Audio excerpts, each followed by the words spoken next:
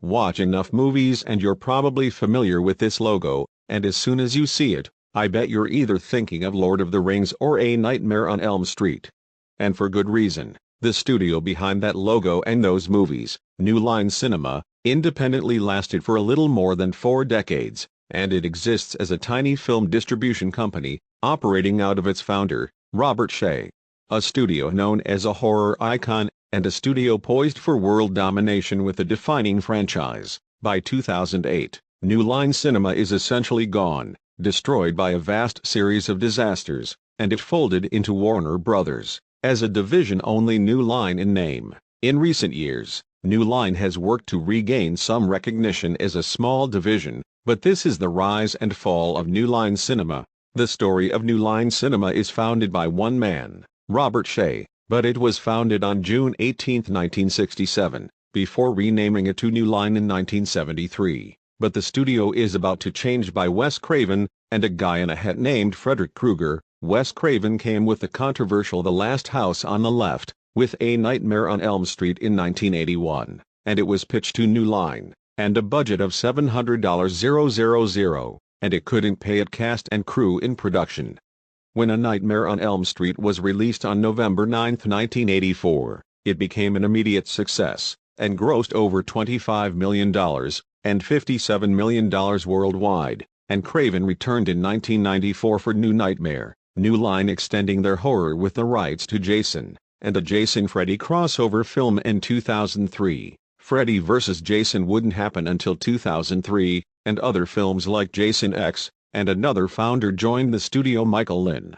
Michael Lynn was an acquaintance of Shaye's for the time at Columbia Law School, and became a legal counsel at New Line in the 80s, and a studio's president and chief operating officer in 1990. And co-chairman and co-chief executive officer in 2001. The 90s brought massive change to the studio. On January 28, 1994, Turner bought New Line for $500 million, before merging with Time Warner in 1996, the larger company around Warner Brothers. New Line is operating under the large financing of Time Warner, giving the chance to make bigger budget movies.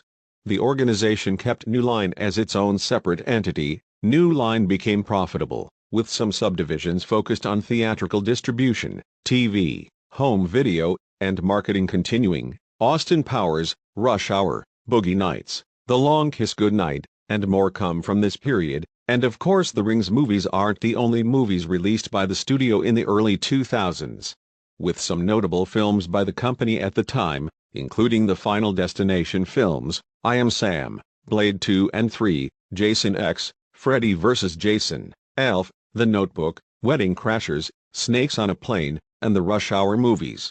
And less profitable films, like Tenacious D and The Pick of Destiny. Yes, I do own the DVD of it, but it was scratched. I tried putting it in on my PS5, and it doesn't work, along with Last Mimsy, and Take the Lead. The Golden Compass was released in December 2007, and it would end up making $372 million worldwide, and $70 million coming from the U.S. In February 2008, Time Warner announced that New Line would shut down as an independently operated studio within the company, and absorbed into the larger company Warner Brothers.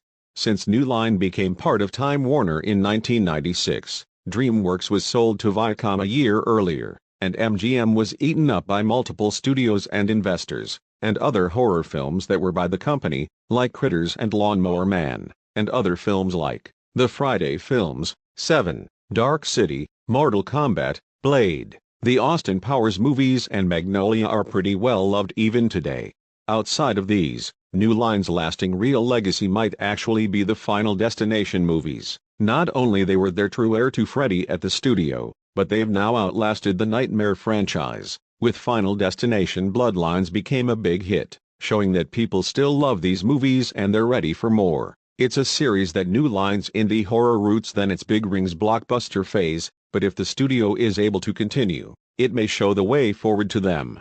New Line has even tried to recapture some nostalgia for their heyday, adopting a new logo that removes the heavy Warner Brothers branding that happened post-acquisition, and going back to the image that gets us all warm and fuzzy inside. There are some promising films for New Line, like Evil Dead Burn, Weapons, and Mortal Kombat 2. and it seems like New Line would be around within the next few years, existing as the company with the logo we remember from those few movies that seemed so special for a time.